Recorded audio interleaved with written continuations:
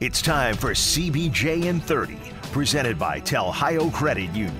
Find us on SoundCloud, Apple Podcasts, Spotify, Google Play Music, YouTube, and TuneIn.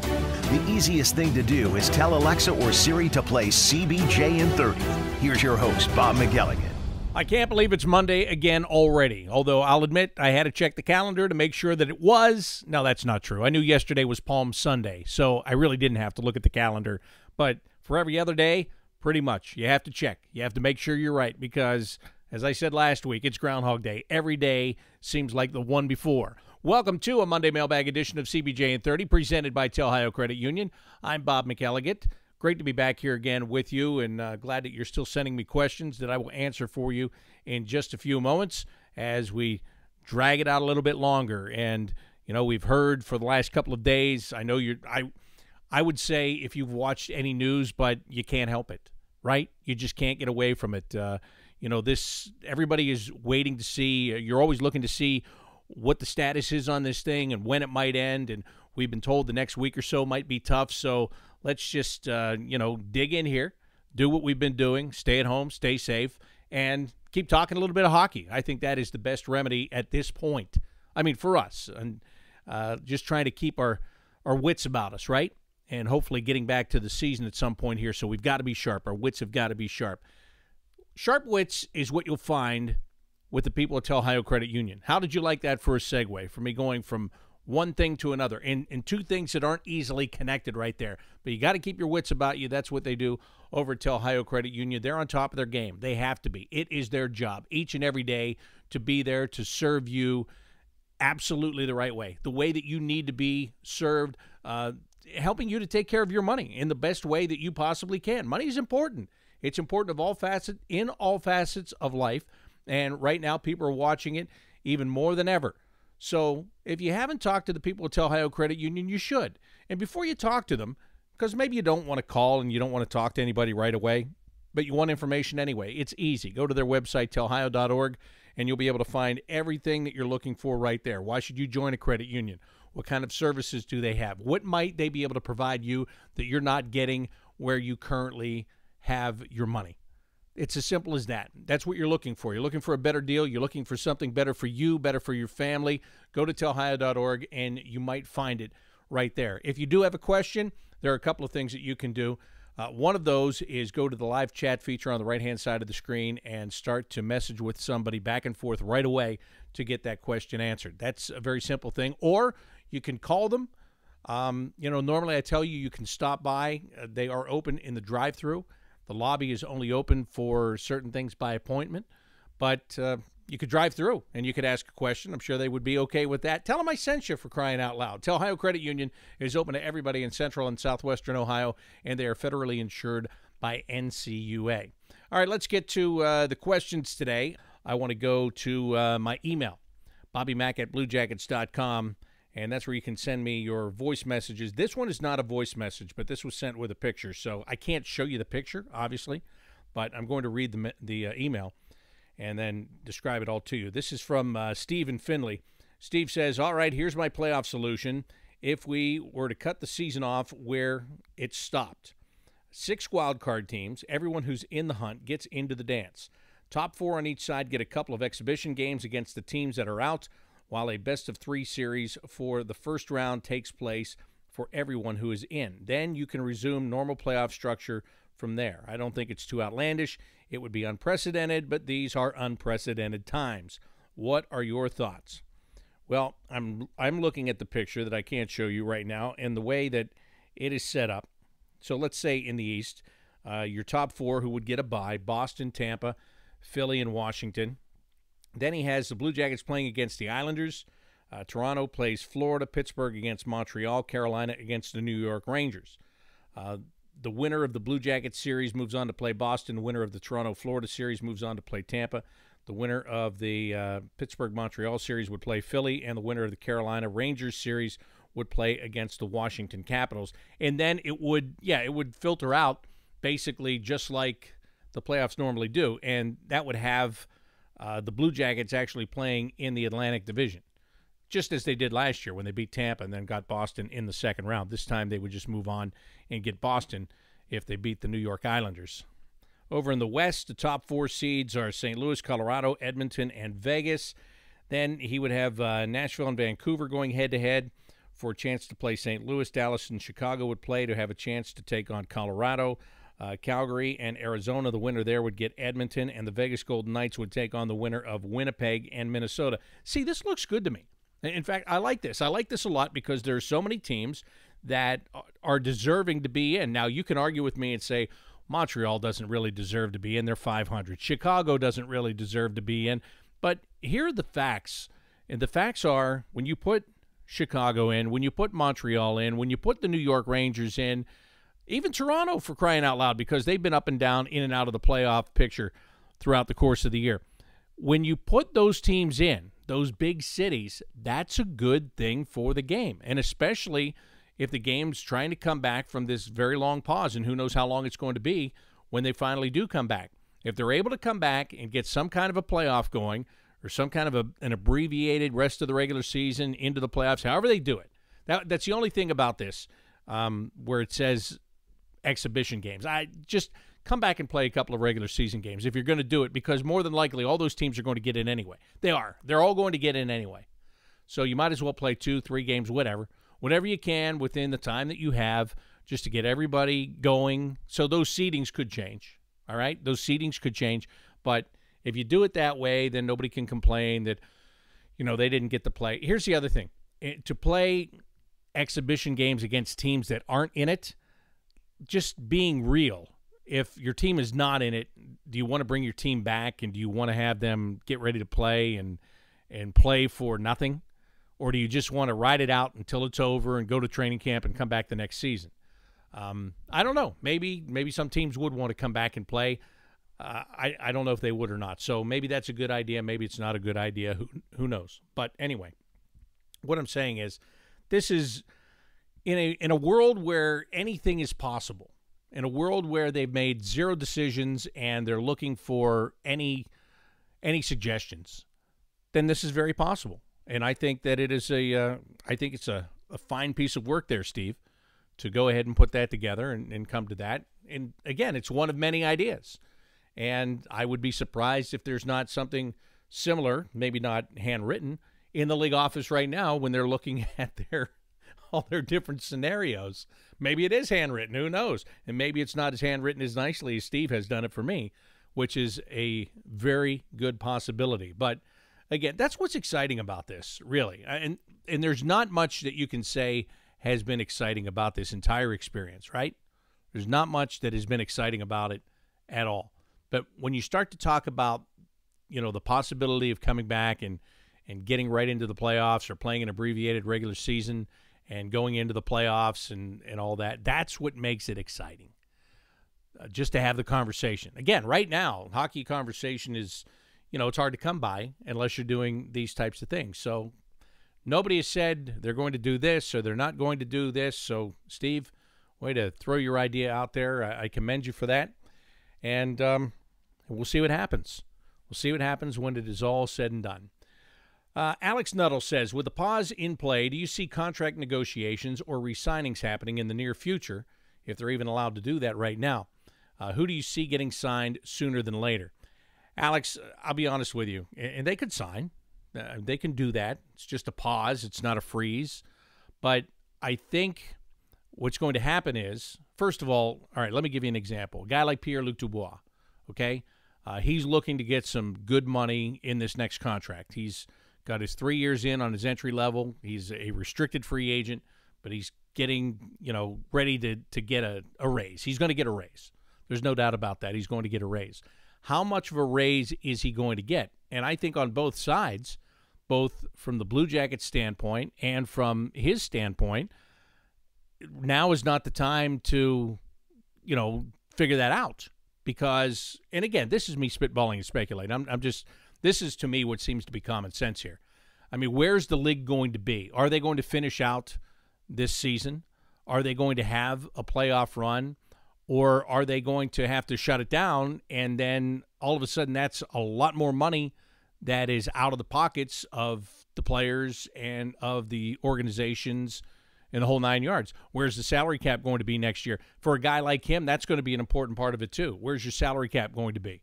Is it going to increase like it was supposed to if you can't finish? How's that going to affect things? Will it be a flat cap? What's going to go on there? Nobody knows. So I think those types of negotiations are much tougher. I just don't think you do them because there are too many unknown factors. You just can't do it.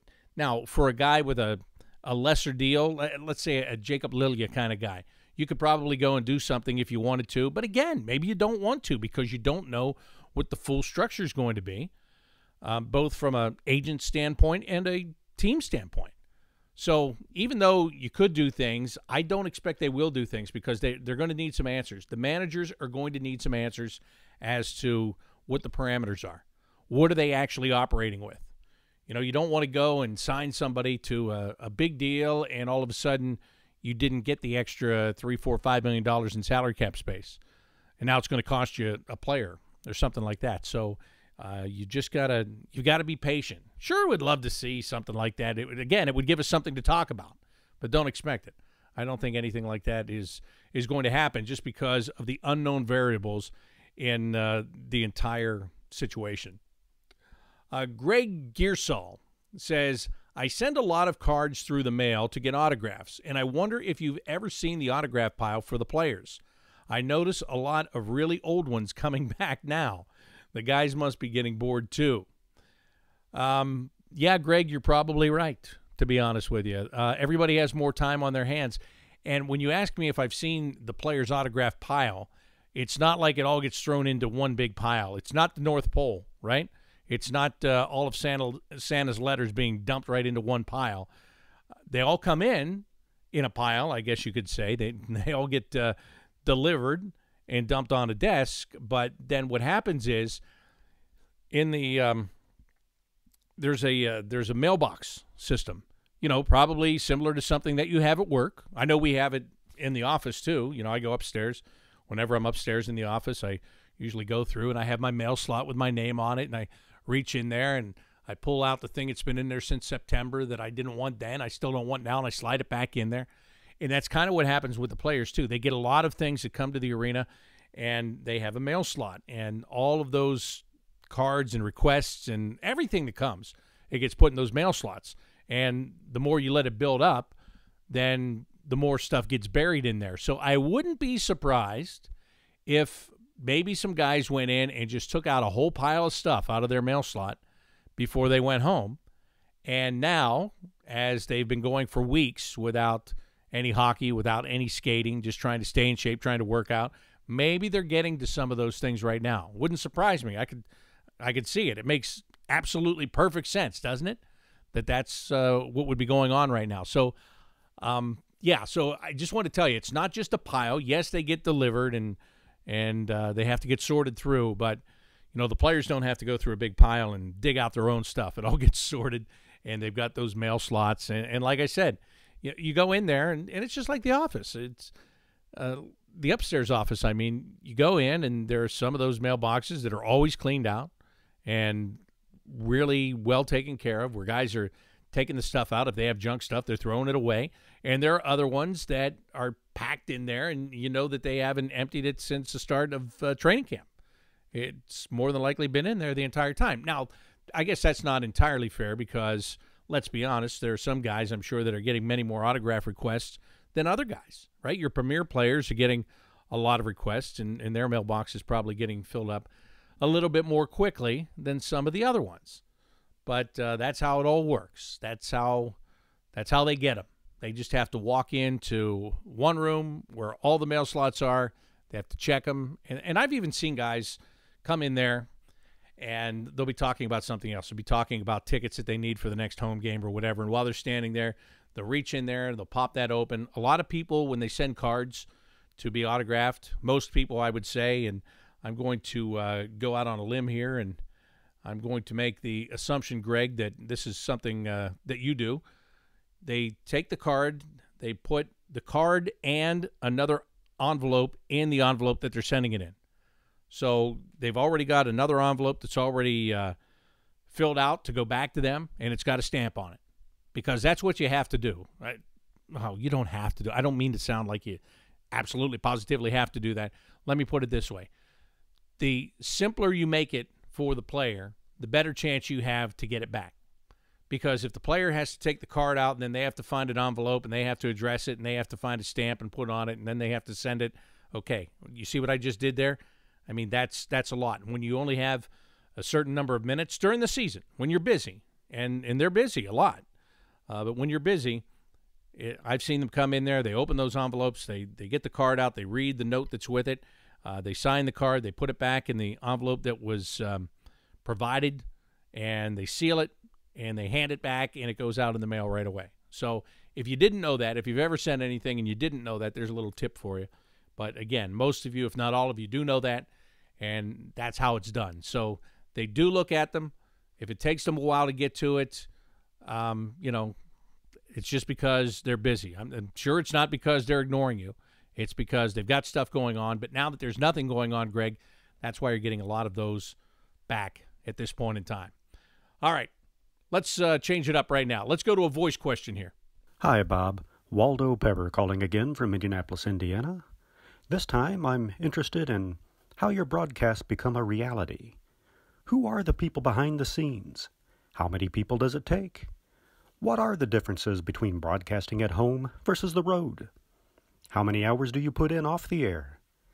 And the most important question for anyone in sports media, which team puts out the best spread in the media dining room? Thanks, Bob. Even though we've never met, you've been in my home so often that you're a friend. Please know that I'm praying for you and your family in these difficult times. God bless. Thank you, Waldo. I appreciate that, especially the last part. But this is a really good question overall. Let me break it down to let you know how many people it takes and the home and road thing kind of at the same time. Here are the constants on every game. I am a constant. Dylan Tyre, who does the pregame and the intermissions and the postgame, he's a constant. And Derek Burns is a constant. Now, Derek is our producer. And ironically, he is out in Scottsdale, Arizona at a place called Skyview. They produce our games. So what happens, let's say for a home game, I get there. When we get connected, we connect to Derek at Skyview. He then makes sure that we get connected with all of the network radio stations. He makes sure the commercials all get played. He picks the music that plays coming back from commercial back to the game. Derek also grabs highlights for us. When you listen to the postgame show and there's a save of the game and the big play of the game, well, he has gotten those highlights and cut those out of the game for us so that those are ready to go. So the three of us, we are doing every single game. Now, at home, Tony Polina is our in-the-booth engineer. He makes sure that that we get to Derek. He makes sure that everything is right, all the microphones work, and that we're getting the referees' mics are coming through, that we're getting the crowd effects, all of that stuff. That's his job, to make sure that all of that is working properly, make sure the volume is turned up, so I'm getting to Derek out at Skyview. So Tony is very instrumental in what goes on at home there, working with us. We also have two interns. We had two this year. A lot of times we have one. Dylan was an intern for a year, and then he was part-time for 2 years before he got the pregame hosting job. But we had two interns this year. One was there. Garrett, he was there every single game this year, and he's going to school over at Otterbein. He's a Columbus guy. So it was great to have him there, and he's a young guy who was very quiet and learning throughout the season, and I really enjoyed him. I enjoyed having him around, and hope to get to see him again, hopefully before this season that we're paused in is over.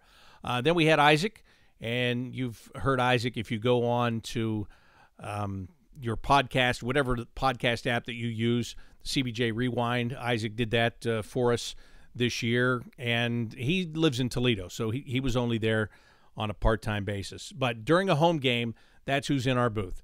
It's Dylan, Tony, Garrett, sometimes Isaac, and me.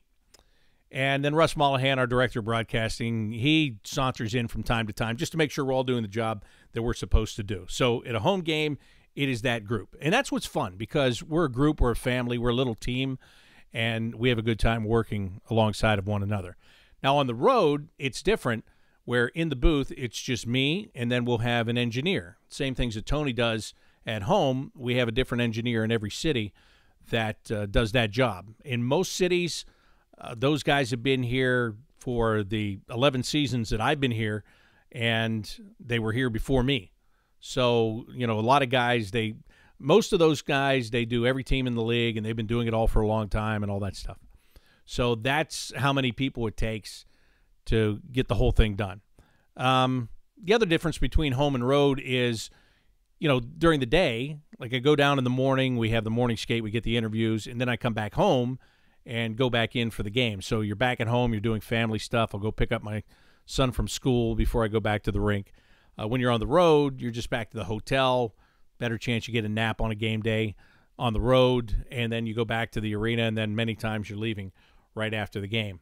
As far as, the hours outside of the game itself, it depends. It depends who you're playing. If you're playing a team that you've just seen recently, then it's a little bit quicker in the preparation time than with a team that maybe you played in October and now it's February and you're just seeing them for the second time. But every day you're always going through. We get emailed to us from the league. We get every newspaper story from every team and all the league stories as well. So at any time, I can go and read every story about the Arizona Coyotes or about the Philadelphia Flyers or about the Vegas Golden Knights. I can do that every day, and that happens all year round. Even in the summertime, we get them every day. So that makes it easy. Social media makes it easy to figure out what's going on. So that depends on the game and the team. I think the teams in your division that you see more frequently are easier. You play Pittsburgh, Washington, Philly, Carolina. You get them all 4 times, all the New York teams. Get them 4 times, so it's easier to stay, it's less – for me, it's less time with those teams because I see them more frequently and talk to those people more frequently and just pay a little bit more attention to the teams we're directly competing against. And as far as the pregame meals, it's funny you ask this because I was having a conversation the last time we played Philadelphia in Philly. I was talking with Tim Saunders and Steve Coates, who do the radio for the Flyers, and we were talking about the different teams around the league and who has the best pregame meal. And, Steve Coates, whatever one he said, I was like, really? You think that's a top 5, top 3? And then we started going through one by one. Carolina's great because Carolina has that Carolina barbecue, and they have plenty of it each and every time, and I love that. And they also have other good things with it, too, and they have good ice cream. They've got really good ice cream. So Carolina is right up there for me. Tampa's got a good one. Detroit, now that they've moved into the new building. Detroit, it used to be there was a big salad bar. You're going to get a pizza. At the old Joe Louis Arena, it was different. Now it is huge. They have this huge spread, all these different things to eat. It's certainly one of the best. Los Angeles is usually pretty good. Montreal is known for the hot dogs. I don't know that the hot dogs are more in between periods. I'll eat them in between periods instead of pregame, but I don't think the hot dogs are that great, actually. It's just the toasted bun that they're on, I think, is what makes it. So those are some examples for you, Waldo. That's I hope that gives you a pretty good idea of what's going on. All right, let's get another voice question. Hi, Bob. Shane here from Central Ohio. Since I know you're a baseball guy, that's where you got your start in broadcasting, if I recall correctly, I wanted to ask you the following would you rather question. So here we go. Would you rather call a World Series in which your favorite team wins in a 4-0 blowout and none of the scores in those 4 games are even close, or would you rather call a Stanley Cup final in which your favorite team loses in 7 games, but every step of the way, the series is exciting? I'm talking 1-goal games, overtime wins, the works. Nick Foligno sliding on his knees, but they do ultimately lose that series. So World Series win for your favorite team in 4 games or Stanley Cup final loss for your team in 7 games. Thank you, Bob. Love the show. Go Jackets. Well, Shane, I can answer this question for you very simply. I don't like to lose. So I understand where you're going with this. I really do. And I see the fun in doing a series where every game is close and it's overtime wins and all that stuff. But at the end, if you lose, I don't like to lose. I mean, the difference is getting a ring and not getting a ring in what you have put out there. So even though one of those scenarios has a quote-unquote boring series because it's a sweep. And let me tell you something. You know what I learned last year? I like calling sweeps. I really like calling sweeps. Now, that wasn't a lopsided sweep by any means, and we all know that. That was exciting. That was nail-biting and all of that. And what you're proposing is something completely different. But I would rather know from day 2, because you win by a ton in game 1. And then if you're up by a ton on game 2, I would rather know that that team was going to win it all and that I was going to be part of the organization that was going to win it all. And that's just a fact. You know, yes, I love close games. I love exciting games. I love the thrill and, you know, the nail-biters and all that stuff. I get it. We all do. We all do. But at the end, what do you want to do? Do you want to win or do you want to lose? Because I want to win. I want to be with a winner. So in that scenario that you put out there, and you could reverse it. You could say, a Stanley Cup final that is just a walk in the park and a World Series that is, you know, back and forth. It doesn't matter how you put it. Whichever one is going to win is the one that I want to be on. So I don't know if that's disappointing. The answer I don't know if it's disappointing for you, Shane, but it's just the fact. It's just honest. When you go that far, and look, last year we only got to the second round, and we got to 6 games in the second round. But you want to keep going. You want to keep playing. And then if you would get to the end, and look, I believe in my heart, I believe it. I will bet in your heart you believe what I'm about to say. And I truly believe that the players in their hearts believe what I'm about to say. That if the Blue Jackets would have been able to get by the Boston Bruins last year, they would have gone to the Stanley Cup final. I truly believe that. I think they would have handled Carolina maybe not as easily as the Boston Bruins did, but I think it was really possible. You know, maybe they lose once or twice, but I think they go to the Stanley Cup final. And I think they knew it. And I think that's what made it even more heartbreaking that they weren't able to get that win in the series against Boston. They knew it. I knew it. You knew it. And, you know, even that series against Boston was a good series, right? It went 6 games, but then you're done and you lose and you got to watch somebody else win the Stanley Cup. And you know that you could have been there and had a chance. So I'll take the win. I'll take the win 10 out of 10 times. Give me a boring series that's a guaranteed winner over a nail-biting heartbreak of a series. Now, maybe if I had been with a team that had won it once or twice, then I'd have a different outlook on that. But, you know, listen, I take this back. The second and the third year that I worked in professional baseball, the team I was with won a championship. And the irony was the team I called it for the first time, I left that team, and I went to work for another team who ended up playing against my former team in the championship series, and we beat them. So I had worked 3 years and had been part of 2 championships.